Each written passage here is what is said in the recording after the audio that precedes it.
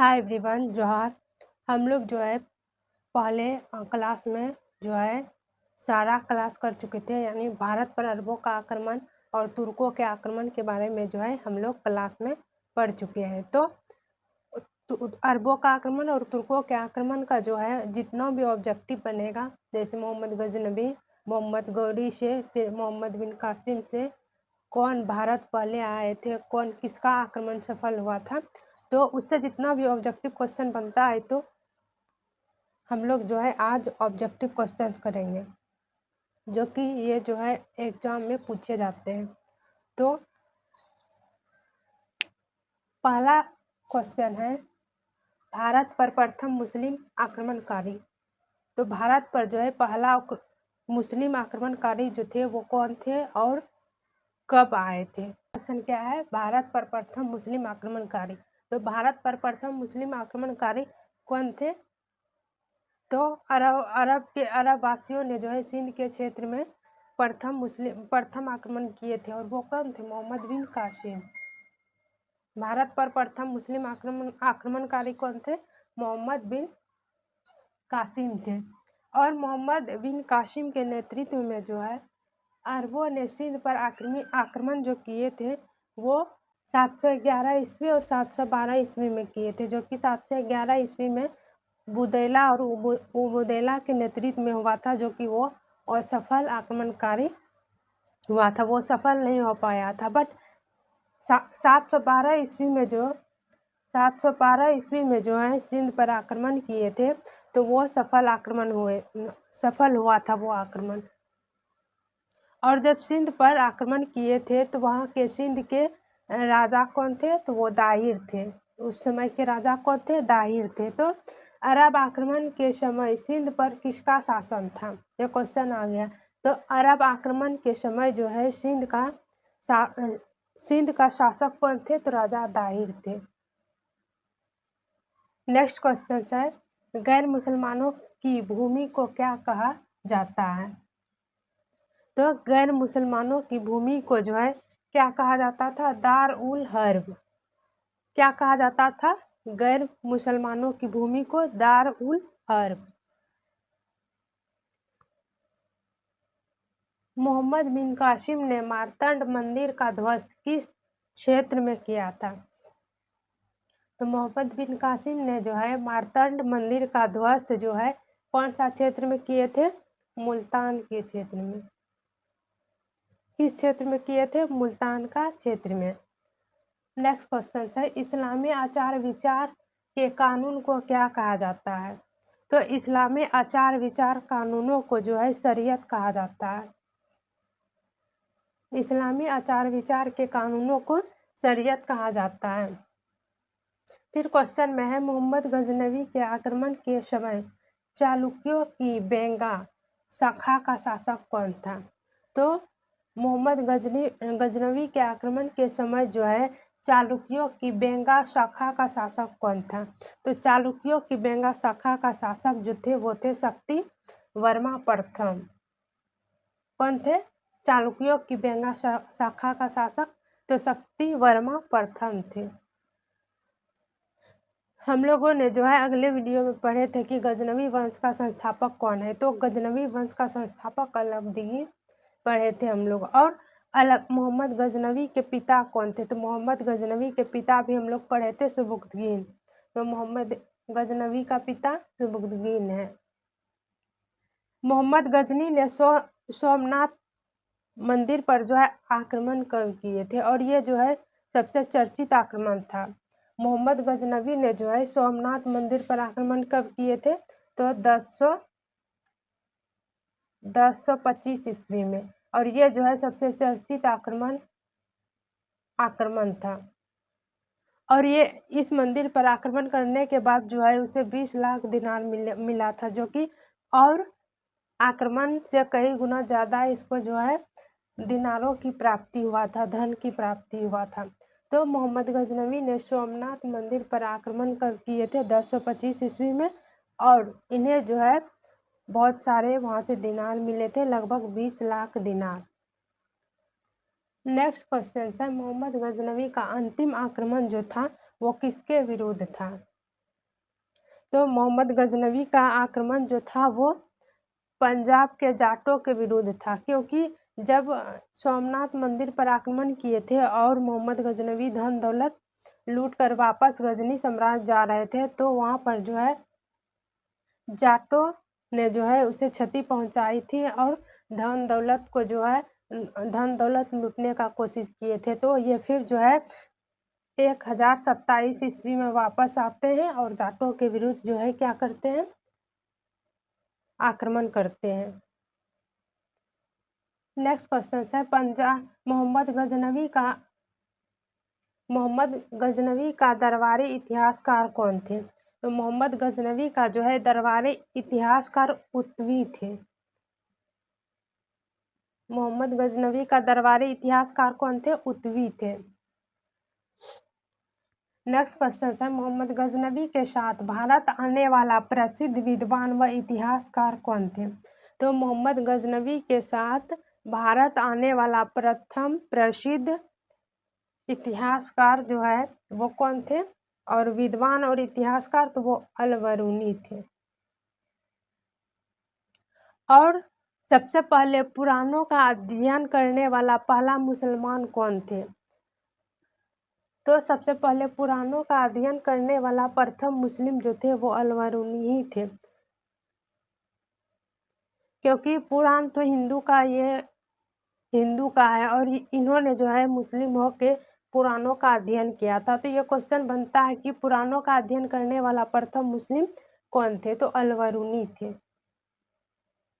Next question है मोहम्मद गौरी ने जयचंद को पराजित किया था। तो मोहम्मद गौरी ने जो है जयचंद को पराजित किए थे चंदावर के युद्ध में, जो कि 1194 ईस्वी में हुआ था। चंदावर का युद्ध कब हुआ था? 1194 ईस्वी में, जो कि मोहम्मद गौरी ने जयचंद को हरा दिए थे। और मोहम्मद गौरी ने जो है जयचंद की सहायता से इन्होंने जो है पृथ्वीराज चौहान को पराजित किए थे मोहम्मद गौरी ने। और फिर जो है 1194 ईस्वी में आकर फिर मोहम्मद गौरी ने जो है किसको पराजित कर दिए थे? तो जयचंद को।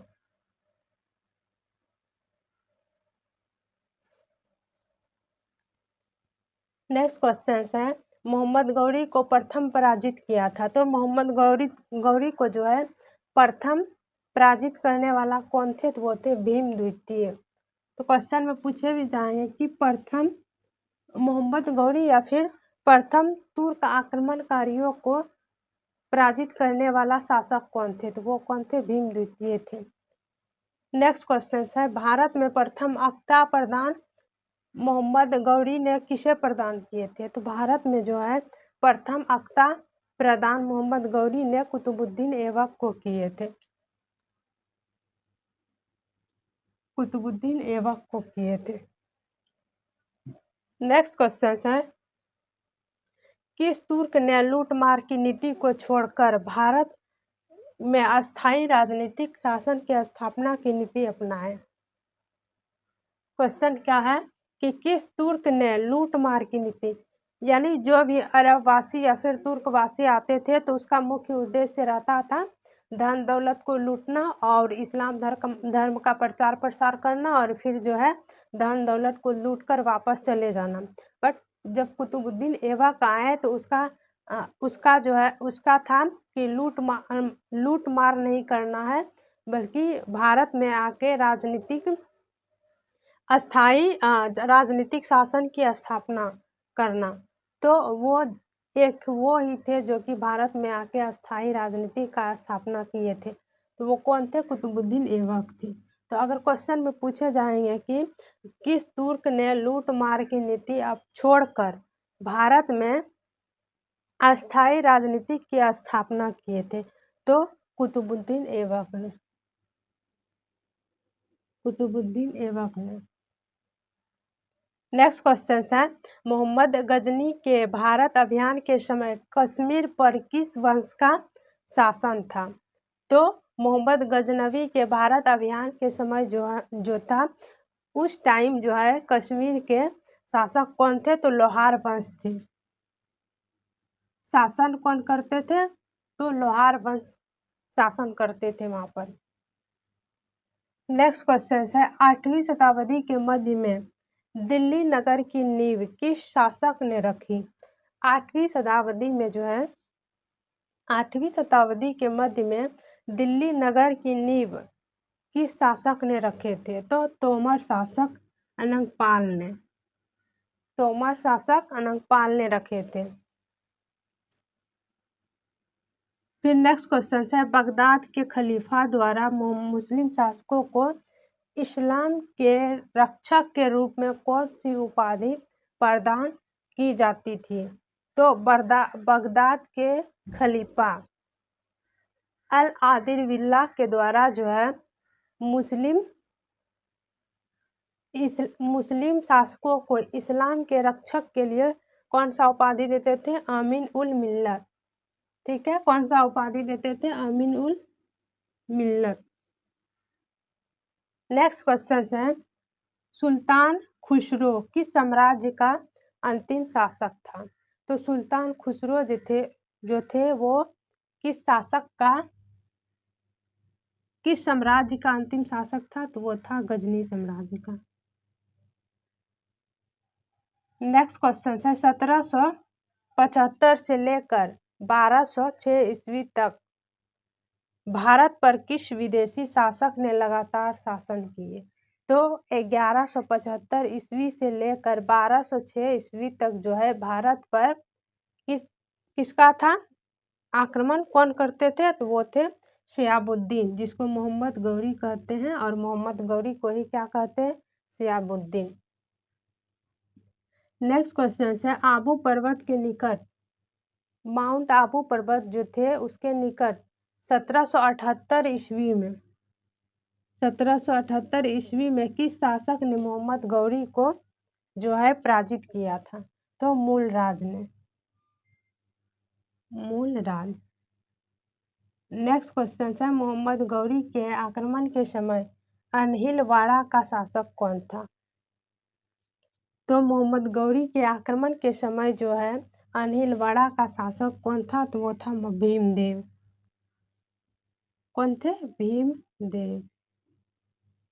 नेक्स्ट क्वेश्चन है तराइन जो थे वो थानेश्वर से कितनी दूरी पर था? तो तराइन जो था वो थानेश्वर से 14 मील की दूरी पर था। 14 मील की दूरी पर। नेक्स्ट क्वेश्चन है किस युद्ध के बाद कोई भी भारतीय शक्ति मुसलमानों को प्रतिकार करने की स्थिति नहीं रही? तो तराइन के द्वितीय युद्ध के बाद। नेक्स्ट क्वेश्चन है गौर लौटते समय 15 मार्च 1206 ईस्वी को किसने मोहम्मद गौरी की जो है हत्या कर दिए थे? तो गौर लौटते समय जो है 1206 ईस्वी में मोहम्मद गौरी की हत्या जो है रामलाल खोखर कर देते हैं। नेक्स्ट क्वेश्चन है मोहम्मद गजनवी ने 1000 से 1027 ईस्वी तक कुल कितने आक्रमण किए थे? तो 1000 से 1027 ईस्वी तक मोहम्मद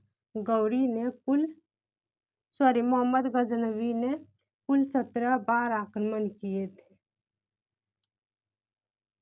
तो आज के लिए बस इतना ही।